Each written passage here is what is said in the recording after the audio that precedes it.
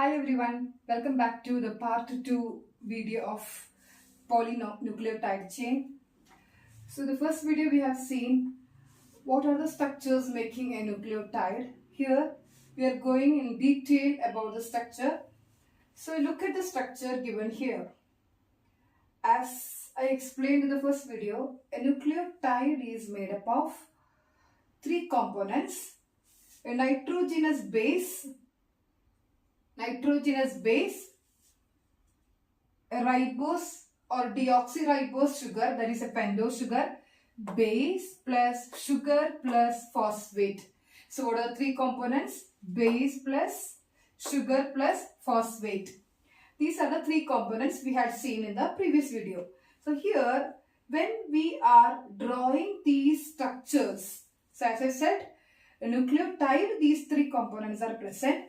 When we are arranging all these in a form of structure, that is called as a polynucleotide. That means this is making one nucleotide. This is connected to another nucleotide. Like this, a chain of nucleotide together we can call by the word a polynucleotide chain. Okay. So here we are showing only one strand of DNA. Here we are showing one strand of DNA. So when we look into the structure, as I said, here this is the nitrogenous base and this is the sugar and this is the phosphate. Look at the carbon atoms to which the base and phosphate groups are attached. So here sugar is overhanging to the structure, or it is placed in the middle here, and to the sugar the base is hanging. That is, this part is making the main strand of a polynucleotide chain, and to this the base will be hanging. That is, here one A is there. This is making one strand of DNA, that is 5 prime to, if you take this as 5 prime to 3 prime, 5 prime phosphate and 3 prime hydroxyl group is shown in this part. Opposite to this, so here the same A I am writing here. The A will be hanging to this one strand of DNA. Opposite to this, the anti-parallel strand. Anti-parallel strand means here it should be T, and this is the another strand starting with the polarity 3 prime to 5 prime. 3 prime hydroxyl group and 5 prime phosphate group. So this is the connection between the bases, nitrogenous bases, and here the sugar phosphate will be on this strand. So we can see the hanging bases here in the middle. With the help of double or triple hydrogen bond, they are connected. Okay. So here the same structure is shown here. The base plus sugar plus phosphate. So the base is here, and to this base another base will be making the connection, that is T.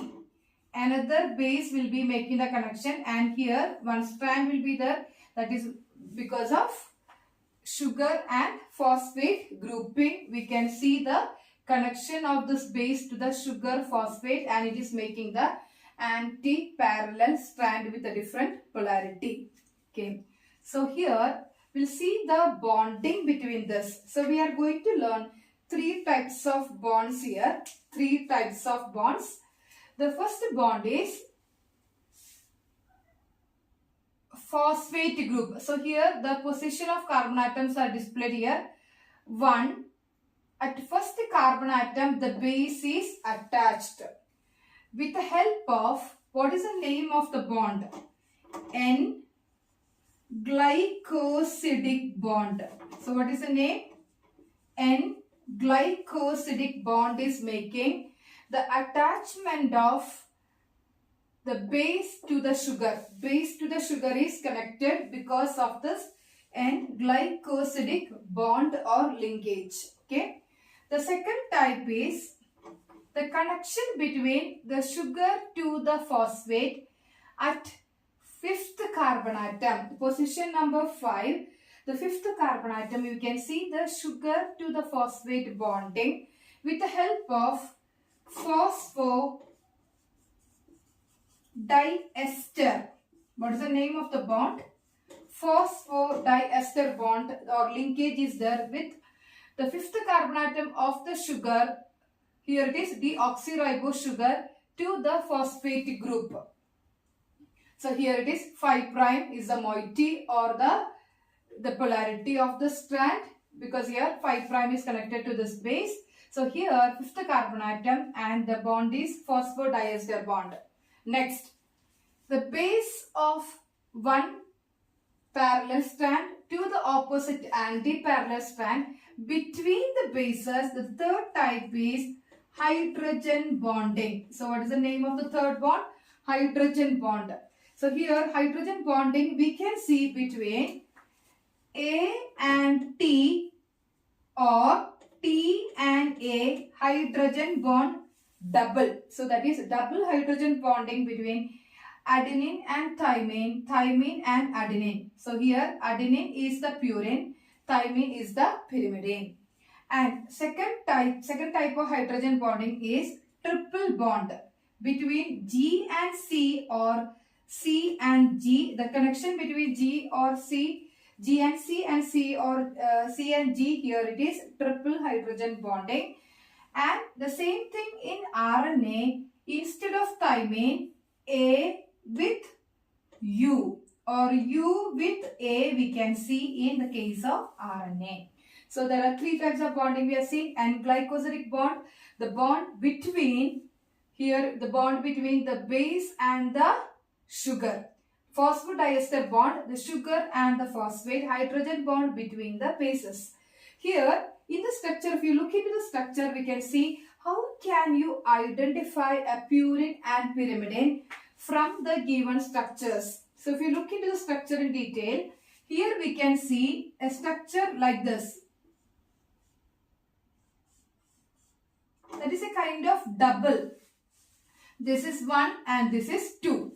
What is the meaning of that? The base is having double ringed structure. The base is having double ringed structure, that is A. What is A? A is purine. That means purines are having, the G and A are having double, 2 ringed structures are there for purine. That is displayed here to understand with the help of this kind of structure, double ringed structure. Okay, and these two structure, double ringed means one ring to another ring. One ring is a pyrimidine ring, that is 6 membered, 6 carbon atoms are there, 6 membered pyrimidine ring is there. And here this is 5 membered imidazole ring. 5 membered imidazole ring means there will be 3 carbon atoms. So the imidazole ring will be looking like this. So we can see 3 carbon atom. One here, 1 carbon atom, second carbon atom, third carbon atom, and the remaining 2 nitrogen atoms are forming 5 membered imidazole ring. These 2 are combining and making double ringed structure like this for purine. And pyrimidine, if you take CTU, CT in the case of DNA and C and U in the case of RNA. So this is having only single ringed structure. So there is no confusion. It will be having only single ringed structure. Only one box is there. Here 2 boxes. Okay, like that we can identify. So the structure is displaying about the nitrogenous base purines or pyrimidines. So this is about the structure of polynucleotide chain part 2. We will continue in part 3. Thank you.